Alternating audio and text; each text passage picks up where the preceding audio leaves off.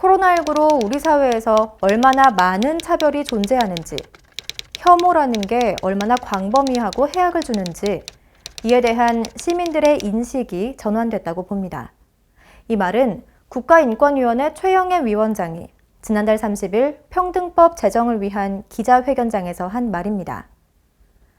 오늘의 입법 예고는 정의당 장혜영 의원이 대표 발의한 차별금지 법안입니다. 헌법은 누구든지 성별, 종교 또는 사회적 신분에 의해 정치적, 경제적, 사회적, 문화적 생활의 모든 영역에 있어서 차별을 받지 아니한다고 규정하고 있습니다. 그러나 많은 영역에서 여전히 차별은 여러 형태로 자행되고 있고 차별 피해가 발생한 경우 적절한 구제 수단이 미비해 피해자가 제대로 보호받지 못하고 있는 실정입니다. 이에 장 의원은 발의문을 통해 성별, 장애, 나이, 언어, 출신 국가, 출신 민족, 인종, 국적, 피부색, 출신 지역, 용모 등 신체 조건, 혼인 여부, 임신 또는 출산, 가족 및 가구의 형태와 상황, 종교, 사상 또는 정치적 의견, 형의 효력이 실효된 전과, 성적 지향, 성별 정체성, 학력, 고용 형태, 병력 또는 건강 상태, 사회적 신분 등을 이유로 정치적, 경제적, 사회적, 문화적 생활의 모든 영역에서 합리적인 이유가 없는 차별을 금지 예방하고 복합적으로 발생하는 차별을 효과적으로 다룰 수 있는 포괄적이고 실효성 있는 차별금지법을 제정함으로써 정치, 경제, 사회, 문화의 모든 영역에서 평등을 추구하는 헌법 이념을 실현하고 실효적인 차별 구제 수단을 도입해 차별 피해를 주로 받는 사회적 약자에 대한 신속하고 실질적인 구제를 도모하기 위함이라고 밝혔는데요. 이 법안을 준비한 정의당은 발의부터 쉽지 않았습니다. 정의당의 전체 의원 수가 6명이어서 법안 발의를 위해선 다른 당 의원들의 도움이 필요한데요. 대표 발의한 장혜영 의원 역시 발의 정족수인 10명의 의원을 모으기 쉽지 않았습니다. 정의당 6명에 기본소득당 1명, 시대전환 1명, 그리고 더불어민주당에서 2명을 모아 겨우 발의에 성공했는데요. 정의당은 지난 7일 여의도역 인근에서 차별금지법 통과를 위한 정당 연설회를 열었습니다. 어떤 말을 했는지 함께 들어보겠습니다.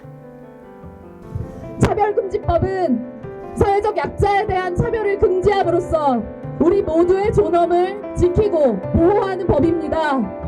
우리 사회 그 누구라도 합리적인 이유 없이 생활의 필수적인 영역에서 차별과 부당한 대우를 받지 않도록 그 인권을 지키는 법입니다. 우리 모두의 존엄은 연결되어 있습니다. 존엄의 예외가 생기는 순간 모두의 존엄이 무너집니다.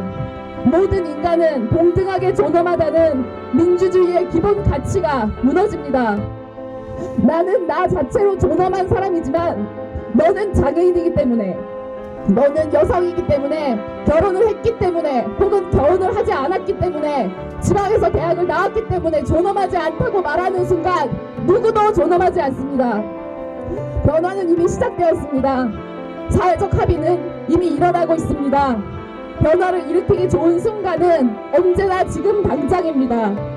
우리 모두의 존엄을 지키는 차별금지법의 제정에 시민 여러분의 많은 관심과 지지를 당부드립니다. 감사합니다. 차별금지법과 비슷한 내용의 법안이 2007년부터 6차례나 발의됐지만 모두 국회 문턱을 넘지 못했습니다. 더군다나 지난 20대 국회 때는 발의조차 되지 못했는데요. 그 이유를 살펴보면 차별금지법을 동성애 옹호법으로 바라보는 보수 개신교의 반발이 제일 크다고 할 수 있는데요. 표심에 따라 정치 인생이 달라지는 정치인들이 종교계의 반대를 무릅쓰고 법안을 통과시키기는 힘들었다는 게 중론입니다. 문재인 대통령 역시 18대 대선 당시에는 차별금지법 제정을 공약으로 내세웠지만 19대 대선 때는 입장 표명을 미룬 것도 이런 표심을 무시할 수는 없었던 걸로 보입니다. 이처럼 말이 무성한 차별금지법, 무엇이 문제인지, 또 법안이 통과되고 나면 우리 삶에 어떤 영향을 미칠지 변호사와 함께 풀어보겠습니다. 법을 가장 가까이에서 바라보는 변호사에게 묻는다. 곽준호 변호사에게 듣는 차별금지 법안입니다.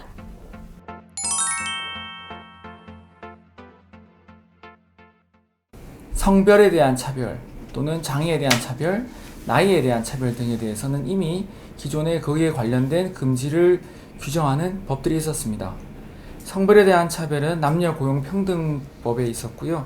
장애에 대한 차별은 장애인 차별금지법에 있었고, 연령에 대한 차별은 연령의 고용상 연령 차별 금지 및 고령자 고용 촉진에 관한 법률 등 이미 규정이 있었습니다. 그리고 사회적 약자에 대해서는 사회보장기본법 등에서 이제 차별을 금지하는 규정이 있었죠. 요번에 제정을 하려는 이 법은 그 모든 것을 포괄하는, 성별뿐만이 아니라 성별, 그리고 성정체성, 그리고 종교, 그리고 나이, 그다음에 인종, 그다음에 국적, 전과 여부 등등 모든 어떠한 차별이 되는 요소들을 통해서 그러한 요소들 때문에 차별을 받지 않도록 하겠다는데 그 의의가 있고, 그것을 포괄적으로 규정을 했기 때문에 포괄적 차별금지법이라고 칭해지고 있는 것입니다.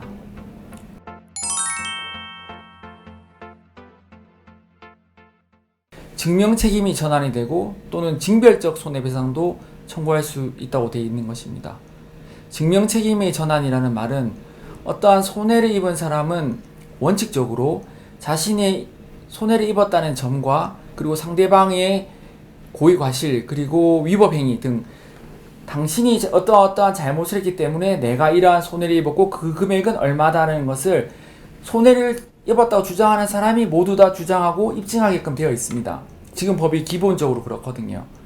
예를 들면 동성애라는 당신이 동성애자이기 때문에 요번에 승진 기회를 박탈한 것은 아니다라는 점에 대해서 소상하게 입증을 해야 됩니다.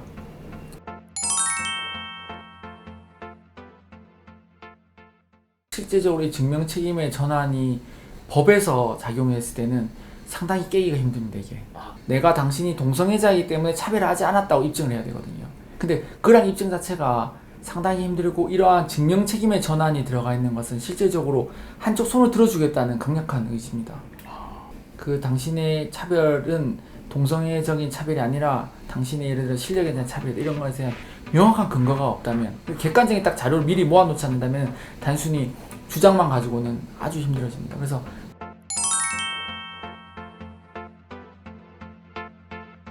이화여대의 어떤 남성이 내가 지원을 하면서 나는 이제 이 학교에 다니고 싶다, 내가 남자라는 이유만으로 이화여대에서 나를 안 뽑는 것은 불법이다, 차별금지법에 대해 불법이고 헌법에서 금지한 남녀차별에도 반대된다, 이런 주장을 얼마든지 이제는 할 수 있는 계기가 생기는 것이죠.